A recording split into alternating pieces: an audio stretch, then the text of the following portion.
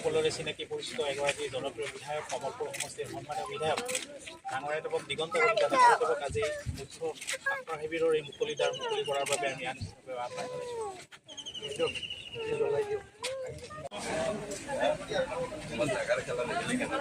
অলপ আগৰ চাই দিব আমাক চাই দিব দাদা।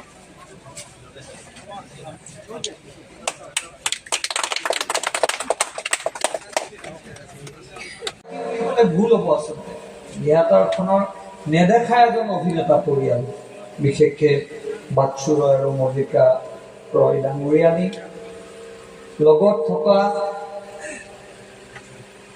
শিল্পীসকল আৰু এই অনুষ্ঠানটোৰ লগত জড়িত থকা প্ৰত্যেকজন সন্মানীয় কলা কৌশলীলৈকে পোনপ্ৰথমে ৰাজধানী থিয়েটাৰৰ এই প্ৰাগ মুহূৰ্তত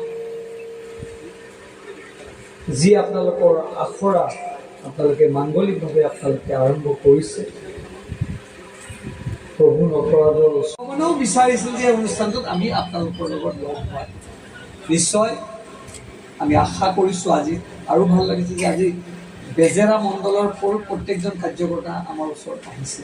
মই বিদুল ভূঞা কাণে কাণে কৈ আছোঁ, আপুনি বহক ছবিখনত, নহ'লে এখন বিজেপি হৈ যাব। বিদুল ভূঞাই মোক জোকাইছে, মই বহিলে ময়ো বিজেপি হৈ যাম, ধেমালি কৰিছে।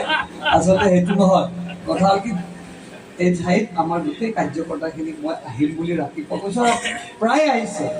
আৰু এইখিনি আপোনালোকৰ পৰিয়ালৰ দৰে, আপোনালোকক বিশেষকৈ মই দুইজন নেদেখা হিৰো দুজনক কৈছোঁ, আপোনালোকে এইখিনি মানুহ ৰাখি লগত থাকিব। এইখিনি মানুহ আপোনালোকক বিপদত প্ৰথম পাব আৰু গোটেইখিনি পজিটিভ মানুহ। আৰু এইটোও ক'লোঁ যে মুখ্যমন্ত্ৰী একেবাৰে আপোন মানুহ দিম, আপুনি মনত ৰাখিব। ময়ে তেওঁলোকক ইমান দিন পোৱা নাই যিমান দিনৰ পৰা তেওঁলোকে মুখ্যমন্ত্ৰীক পাইছে। 1996 পৰা বহুত মানুহ মুখ্যমন্ত্ৰীৰ লগত সম্পৰ্ক, তেওঁলোকৰ আজি পলিটিকেল সম্পৰ্ক নাই, ভাই ককাইৰ সম্পৰ্ক। মই শুভেচ্ছা জ্ঞাপন কৰিলোঁ। আজি বিশেষকৈ আমাৰ আজি ভ্ৰাম্যমানৰ জনক প্ৰচুল্লকৰ ডাঙৰীয়াক আজি আমি সেৱা যাচিছোঁ যে তেখেতে ভ্ৰাম্যমানৰ আৰম্ভণি কৰা। মোৰ ইমান এইবিলাক অভ্যাস নাই। আমি আহ্বান জনাইছোঁ।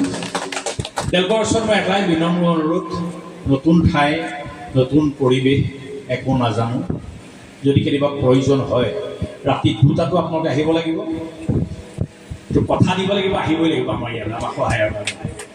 কাৰণ এইজন মানুহৰ দুটা মনক আমি শান্তি দিব লাগিব, সাহস দিব লাগিব। তাৰপিছতে মই কৃতজ্ঞতা জ্ঞাপন কৰিছোঁ আৰু শুভেচ্ছা জনাইছোঁ। হ'ল আমাৰ ভগৱান স্বৰূপ দৰ্শক, তাতকৈ ডাঙৰ কথা এখন থিয়েটাৰ জীয়াই ৰখাত যাৰ অৱদান সকলোতকৈ বেছি, আহ্বায়ক কমিটি সকলোকে সেৱা জনাইছোঁ। তাৰপিছত কৃতজ্ঞতা জ্ঞাপন কৰিছোঁ মল্লিকা ৰয়, বাচু ৰয়, দুজন মানুহ, এটা বহল মন, আজি প্ৰমাণ দিছে, প্ৰমাণ কৰি দিছে। মই ভবা নাছিলোঁ এনেকুৱা এটা পৰিৱেশ পাম বুলি। বেজেৰাৰ পৰা মান্দাকাটা চকলৈকে কেৱল ৰাজধানী, অকল ৰাজধানী আমাৰ শিবিৰতে নহয়, আকৌ কৈছোঁ বেজেৰাৰ পৰা মান্দাকাটালৈকে তেওঁলোকে ৰাজধানীময় কৰি দিছে, যিটো মোৰ আশা আছিল ৰাজধানীক লৈ। দ্বিতীয়তে মই কৃতজ্ঞতা জ্ঞাপন কৰিছোঁ যিসকল ইয়াত স্থানীয় লোক, দিগন্তদাৰ মৰমৰ প্ৰচিডিং তোমাৰ কিন্তু তাৰে এটা সংলাপ ক'ম। তোমাৰ চকুজুৰি দেখিলে কেতিয়াবা মোৰ ভয় লাগে জানা, সঁচাকৈ কৈছা। এই যে চুলিটা, এই চুলিখিনি দেখিলে কেতিয়াবা ভয় লাগে জানা,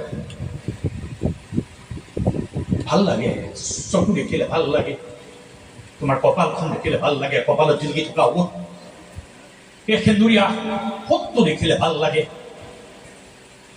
কিন্তু কেতিয়াবা এনেকুৱা লাগে এই যে মৰম কৰা হাতখন কেতিয়াবা তোমাৰ কাৰণে শত্ৰু হৈ উঠিব আৰু মচি দিব তোমাৰ কপালৰ ৰঙা ৰঙা সেন্দুৰ। ধন্যবাদ। সেইকাৰণে সংলাপটো কৈছোঁ, অতি প্ৰয়োজনীয় সংলাপ আজিৰ তাৰিখত অসমৰ ৰাইজৰ কাৰণে। মই কোনোদিন কেতিয়াও ৰাইজক বিশ্বাসঘাতকতা কৰা নাই, মই কোনোদিন কেতিয়াও নিজৰ মানুহখিনিক অপমান কৰা নাই, অপকাৰ কৰা নাই। মই সদায় ৰাইজৰ লগত আছোঁ, কোনোদিন ৰাইজক মই বেইমানি কৰা নাই। মই থাকিম, আছো, সদায় ৰাইজৰ লগত আছো, কাৰণ মই বিশ্বাসঘাতক নহয়, মই বিশ্বনাথ।